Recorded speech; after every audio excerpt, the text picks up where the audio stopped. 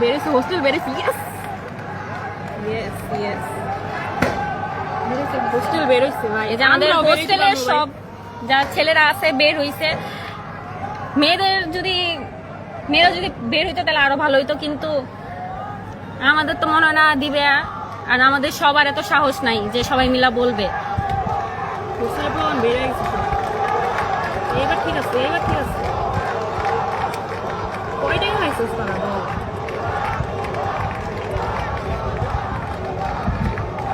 একদম আরো জোরে চিল্লাকেরা সবাই দেখুক যে আসলে হইতাছে কি, মানে দেখায় কি, নিউজে দেখায় কি আর হয় কি না সবাই জানো। এত সস্তা নাকি মানুষের জান?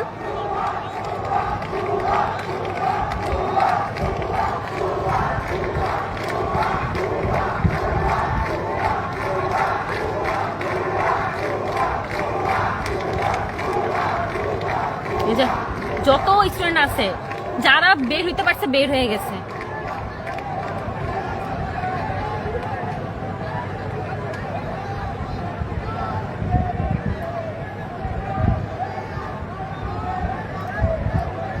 রাত 1টার দিকে এখান থেকে লাশ বাইরে নেওয়া হয়েছে, আর 2টার দিকে আবার অ্যাম্বুলেন্স আসছে। তখন এইগুলা দেখা আমাদের স্টুডেন্টরা দেখা তারাও ঢুকছে অ্যাম্বুলেন্সের সাথে। হয়তো